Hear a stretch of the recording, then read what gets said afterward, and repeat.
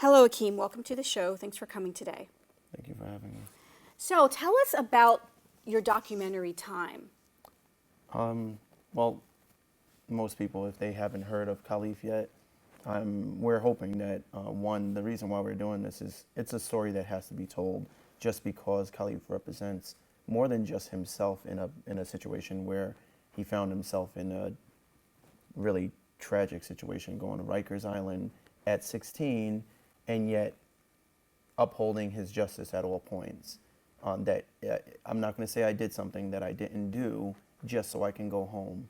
And that kind of stance is kind of something that most people in New York, since we have a system where we've been through stop and frisk, stopping people 1,900 times a day ever since 2007, most people just take a plea just to go home because Rikers is what they entitle as a gladiator school. That's true. Like a lot of people, they take a plea just to go home. That's absolutely true. And you've learned that mothers through your probably. statistics, right? You've learned that through your studies and Yeah. And most mothers actually, my mother, my mother wanted Kalief to take a plea just so she can see her son back home.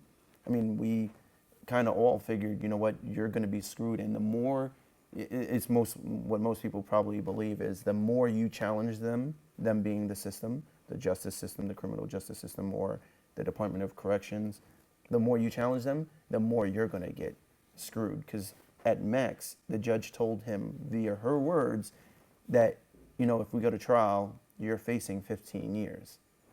15 years for a first-time felon, for a book bag, nonviolent robbery in a third.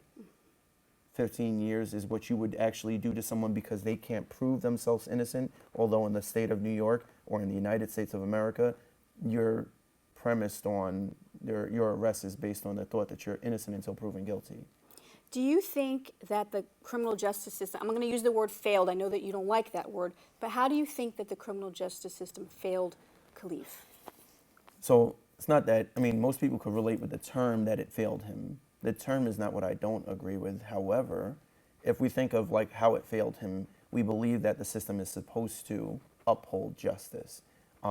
So when we say it failed him, how did it uphold justice for my brother? So one thing it didn't do is acknowledge the fact that he's a kid and why we are putting kids in, whether they say an adolescent facility, which we all know, especially through time, we already destroyed that concept of they're in adolescent housing. Because in the state of New York, in the Department of Corrections on Rikers Island, if you are arrested and you don't have an ID, you're considered a John Doe. If you're considered a John Doe, that person can verbalize that I'm 16, 18 years old, and they'll be put with adolescents because you don't know who they are. Do you think that would have made a difference for your brother to be in an adolescent facility? He was in a so-called term. Well, a adolescent real, facility. like a real. Yes. You think it would have made a difference? One, I can't say that locking up anyone for a book bag when you don't have the accusatory tool. You don't have a real accusation based on anything that was found on the so-called There was no evidence, basically. There was no evidence. Just to explain to the audience, some people may not be familiar with your brother's story, how the arrest occurred. My mother allowed Kalief, because we don't run the streets and all this stuff. My mother allowed Kalief to go to a birthday party. And that was in the neighborhood? And it was only 3 blocks away. 3 blocks away. Okay. So he went to this birthday party with his friends, and on his way back home, after everything was said and done, and he's walking with his friend, so they're accountable for each other. Right. But on his way back home, a police officer, they stop him, and it's just as he says it, that he thought it was a normal stop and frisk. Right. This is something that happens on your day going to school. And it's common in the Bronx just to be pulled over and stopped. Well, not Bronx, all of New York City, all basically. New York City. Right. And so what happened? What happened next when you think you're just getting a routine stop and frisk?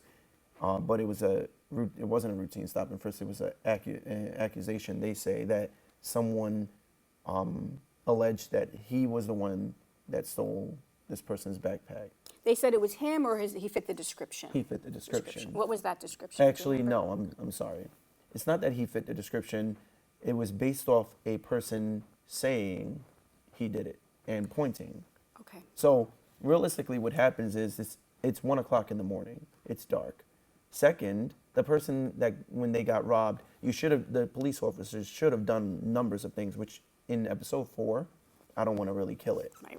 But they have responsibilities when you're a detective in a police department. You have to review the scene. That wasn't done. He had nothing on him, right, when he was stopped, right? On top of that, he had nothing on Right. him. But they also didn't go back to the scene of the crime. And then it actually didn't happen that day. It happened 3 days prior, but on the police report, they said it happened 2 hours ago. And then they changed it later on before the grand jury. They changed it 3 different times. They changed the timing of when The this timing happened. and the date. Because they said it happened 3 days ago, or 3 hours ago, or 2 hours ago, sorry. 2 hours ago, 2 days ago, and then 2 weeks ago. And that's all reflected in the court record. Oh yeah, what we did was, so we had to make this thing on this show very evident that it wasn't my brother. It may have been someone. However, we couldn't find the victim because the victim was said to have been deported. That's what it was said, but we did investigations ourselves.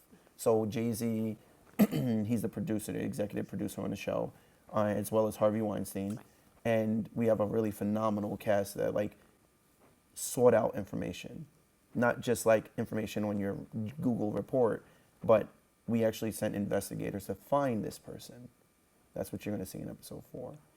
And So you solved the crime yourself, what the cops should have been doing. Exactly. Why do you think they have this lazy approach to their policing? It doesn't take that much extra effort to do these extra things, right? It's not extra. This is what they're getting paid for. Right, You and exactly. I pay taxes. Right. They're our servants. I mean, no matter how you put it, police officers are to protect and serve and show courtesy, respect, and professionalism. And yet, we pay them to do this. So it's not like you're doing it off just the kindness of your heart. And you get paid really good to do this. And yet, by doing your job, you can then tell the community when you're going to do your job, how you're going to do your job, and if you're going to do your job. Do you think there should be some kind of body that holds them accountable for their lackluster investigations or their lack of, wanting to get to the truth? We have systems like this. See, that's the problem. America doesn't know, because it's not just in New York, but say in New York, we actually have systems for checks and balances. So every police department in every community, do you know your police department in your community? Yes. So your police department, mine is the 38th. In the 38th district, the 38th precinct district, that neighborhood has a neighborhood meeting every month, once a month. And for you to be a part and have a voice in that meeting, you have to go to that meeting at least 3 times, be registered, and go to that meeting at least 3 times before you can have a voice. That's where you can have power in your community. Because then, in these meetings, they hold statistical analysis reports where they state how many people they arrested in that month, what district or what area, what demographic, why, and how, and what, and everything that follows, and when they are policing and what times they hold all this. Right. However, it's just that people in the community, I've been to these meetings because I was a part of this group called Why Accountability when I first got into this back in 2009. And so we started making people aware that this precinct is having this meeting on this day. Come, make sure you have a voice, because if you don't go there, what they do is fill up those seats with correctional officers or police officers. So they're for the system, so no one gets to speak out and say, wait, why are you arresting mostly blacks in my neighborhood? Right.